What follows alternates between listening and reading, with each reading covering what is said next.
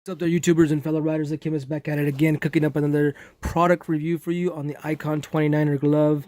Now, I've had these gloves for a minute already, and I want to say a full entire year, and I've rode with them for a full entire year, and I have to tell you that these are pretty good gloves. I have to say, for the price point, what you get these on eBay for about $35, maybe Revzilla, same deal.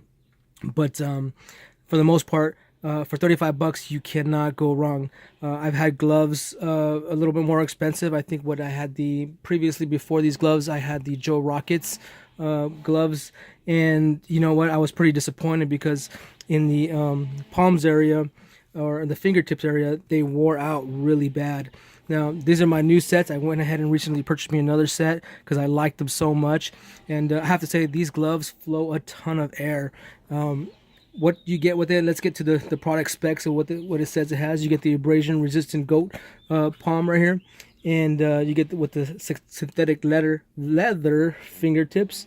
The high flow back mesh, which is all right here. And what else is it? The hook and loop that we got going right here, and the curve palmature. So that's all that you get with this glove. Now, throwing away the specs aside, let's get down to the nitty gritty. How long are these gloves going to last you, and how good are they? Well, like I said, we're approaching the summertime right now, and it is getting very effing hot. And right now today it's about 85 degrees, and we're not even in summer yet. So if you're looking for a great glove that flows a ton of air, I'm gonna have to say this is it right here. It offers, premium protection.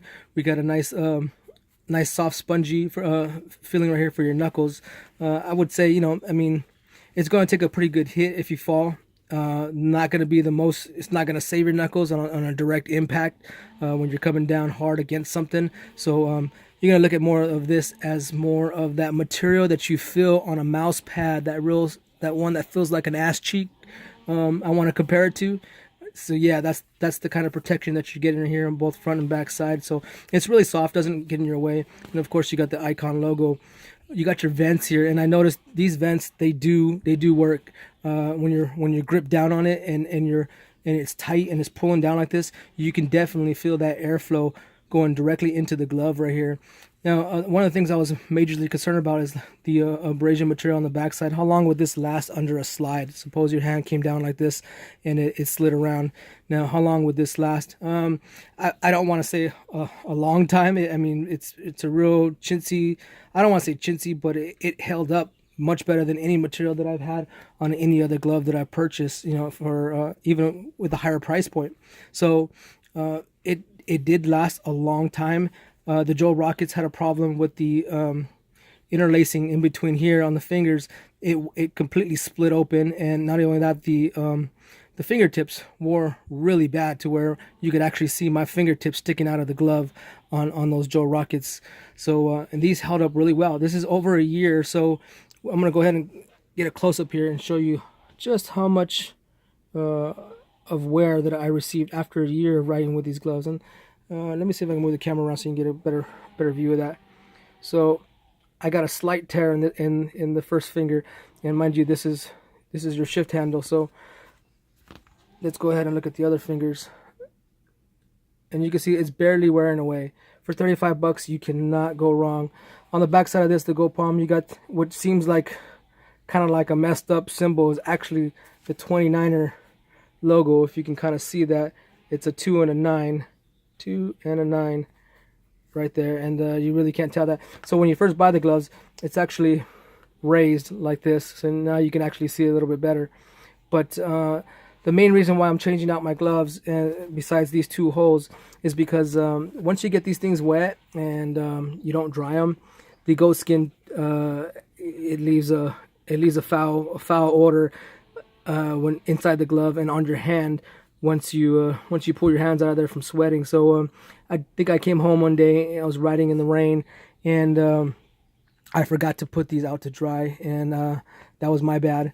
And now when you stick your hand there and you pull it out, and it kind of smells like you stuck your hand in between two ass cheeks. Not to lie or anything like that, it smells really bad. So I had to go ahead and purchase me a new set, and I love these gloves so much that I purchased the exact same model.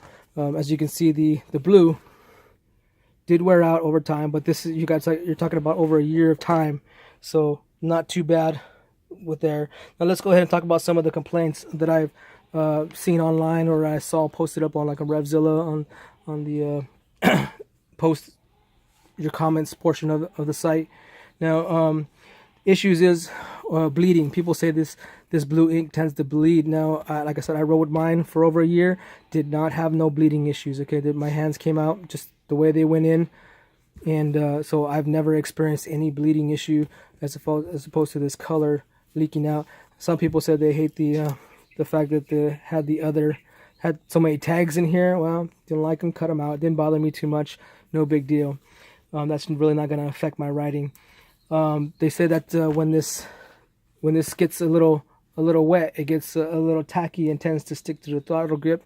Didn't happen to me. You know, like I said, I rode with them in the rain, and yeah, no, didn't affect any type of throttle response whatsoever. Some people have even posted up saying that the Velcro strip wears out. Well, yeah, and this is after a year of time, as you recall, you're gonna see some fuzzing going on. Let's see if I can get it better going on. And on occasion, I want to say that this strap came undone, but for $35, again, you cannot complain. It does come off from time to time. Does it still stick on? Not as much as it used to, but I could see where that might be an issue. And it's only, you know, the Velcro is only going to last for so long, you know. So if you want to, you could definitely take it off and put on a new Velcro layer strap on top of that, and call it a day. As you know, this part generally doesn't tend to wear out. It does get clogged in some manner, so you might have to go in and move some stuff out of there. But that was really about it as far as the complaints of these gloves.